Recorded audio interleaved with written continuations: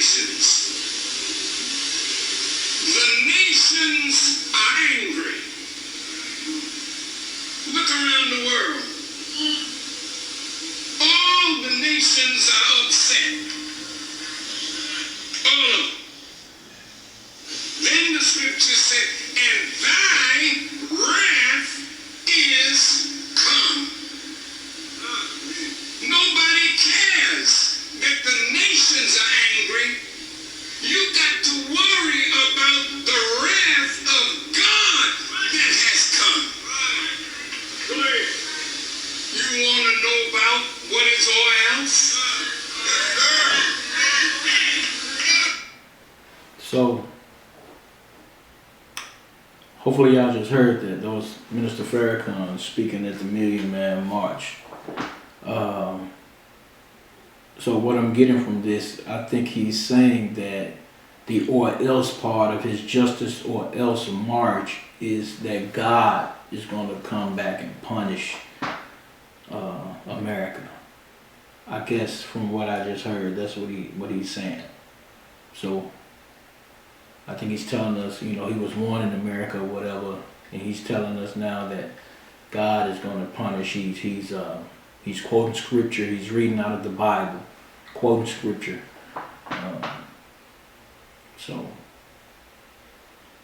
I guess there you have it. I sent a letter out earlier on Facebook, but I'm not getting the response that I feel that this letter deserves.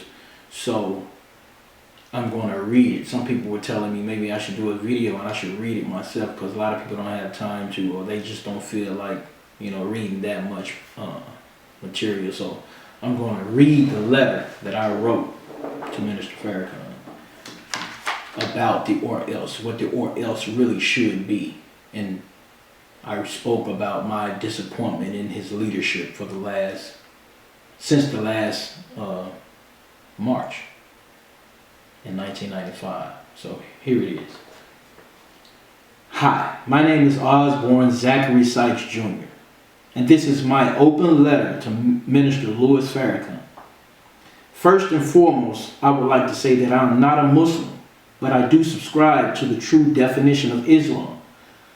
I would like to also let it be known that I attended the private meeting of local artists in Memphis, Tennessee, leading up to the Justice or Else March in Washington, D.C.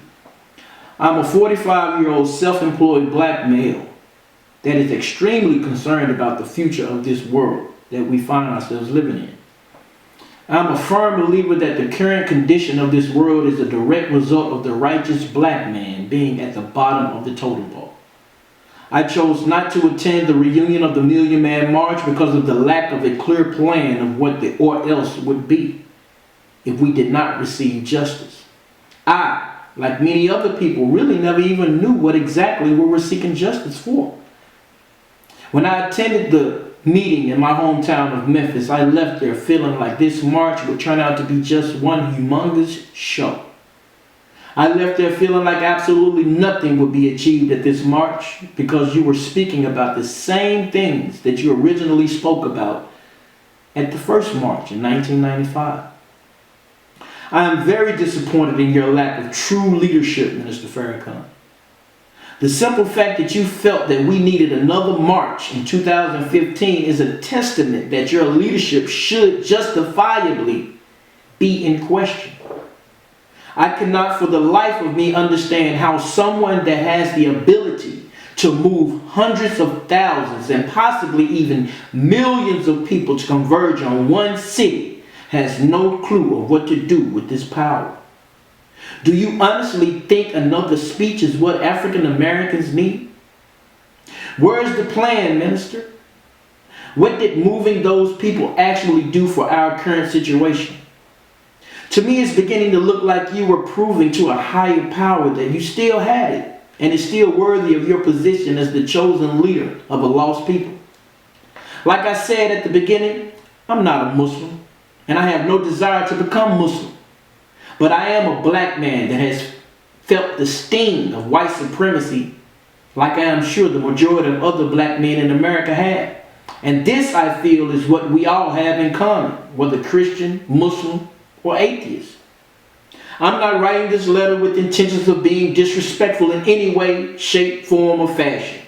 And I pray it isn't taken as such. But I must admit that I am at this present time more than just a little suspicious about who you are truly working for. I am a person that respects organization, and I don't feel that there is any other black leader in America today that has anywhere near the amount of influence that you have over black people in this country, and maybe even worldwide for that matter. But all of this empty rhetoric that I am hearing coming from you is not a reflection of the power that you possess. But all of this empty rhetoric that I am hearing coming from you is not a reflection of the power that you possess. America is run by capitalists, and you and I both know that words without action may as well have not even been spoken. And action without money is impossible. Without money, no one could have even gone to Washington, D.C. Matter of fact, hundreds of millions of dollars exchanged hands over that weekend. Has a significant amount of that money made it back to the black community? You impressed upon people to hold back their dollars, but you did not redirect the money that has to be withheld. That was to be withheld, I'm sorry. This to me is poor leadership. Being that I am a black man that loves his black people and will sacrifice my life to see my people come up from the bottom, I've decided to help you become the leader that we all need you to be. To me, it has been very simple for as long as I can remember. The solution to all of our problems as a race of people is appointing a leader that we can trust. Are you that leader, minister? I have decided that before we write you off as just another puppet for the United States government with a slick tongue and fiery speeches, that we must give you a chance to prove that you are not that person. And what better way to do that than to entrust you with our hard-earned money? Minister Farrakhan, my spirit has given me a foolproof way for you to prove that you are truly a man with the best interests of his people at heart. Minister Farrakhan, I sincerely believe that if you can move 1 million or more people to converge on a city at your beckoning, that you can create a GoFundMe account and move those same 1 million people to donate $100 each so that you can begin the quest for our economic freedom. Set your goal at GoFundMe.com for $100 million. This to me would be much more convenient for everyone. Much easier than driving hundreds of miles, spending hundreds of dollars on gas, or even purchasing a plane ticket and spending money on hotels. Once you reach the goal, the first thing on your agenda will be to find a black-owned bank to deposit the money into. A black-owned bank to deposit the money into. We have 2 in Memphis here alone. The next step would be to set up what I would call an elite economic infrastructure consisting of a crew of fresh, young, black, college-educated minds. This itself would be already the most revolutionary move that the world has ever seen that didn't involve bloodshed. Being that today's music has done so much damage to the psyche of our youth, the first thing on our list would be to start a record label that seeks out young conscious rappers to give record deals to and vigorously push their music on our own radio station, which will be the second thing on your to-do list. This will combat the negative influence that the devil has over our youth through music. Remember that the people are the investors, so everything should remain transparent so that everyone can stay informed. See, Minister Farrakhan, the power is not in the money.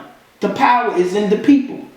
The 100 million will prove to be chicken scratch compared to the revenue that will eventually be generated. The 1 million people are the engine. And as long as you stay on course, you will always be able to go back to that well over and over and over again if needed. Who do you think will be instructed to buy the albums produced from the rappers that you sign? Who will watch the TV station that will be created to entertain as well as educate our people? $100 million can do a lot. Who will attend the schools that will be established by the educational system created with this money? That can and should be headed by Dr. Umar Johnson himself. The money could actually get all of the leaders with good hearts who have good intentions for our people together. That's what we need, to glue money. And we will focus on you. I'm going outside of the letter right now, but I'm speaking to you personally. This is the answer. For everybody, it has nothing to do with religion, because I see you speak about Christianity a lot in your speeches, and you're a Muslim. So with you, I get from your speeches that it's not about religion to you. Let's move on unrighteousness. Let's move on white supremacy. The only way you can move on white supremacy is to combat it through business and making moves. We can do business with the best of them if we invest in ourselves. And you are the focal point. I'm giving it to you.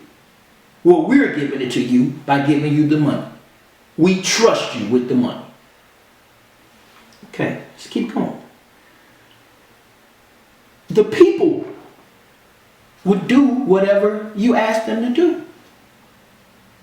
These same people can be instructed to set up direct deposits for $10 to be transferred once a month to an account provided by you, so that there will be a minimum of $10 million going into this account monthly, which will ensure your continued ability to do God's work with no worries. You will also impress upon the bank that you choose to set up a small business investment branch, so that our young black entrepreneurs will have a place to go and get a fair chance at receiving a loan with 0% interest, with a 0% interest rate. Zero. We just want, when you get your business started, just give the money back that you were loaned to start it. Minister Farrakhan, the possibilities would be endless if you were to take my advice. Simply set up an account at GoFundMe.com. I'm sorry, I got off. Make a video encouraging our people to donate the $100 so that you can initiate this plan. This most certainly will be much more impactful than just another speech. This method will demonstrate action, and action is what's needed in this day and time. To be completely honest, sir, there is no leader I feel that could pull this off but you, the Honorable Louis Farrakhan.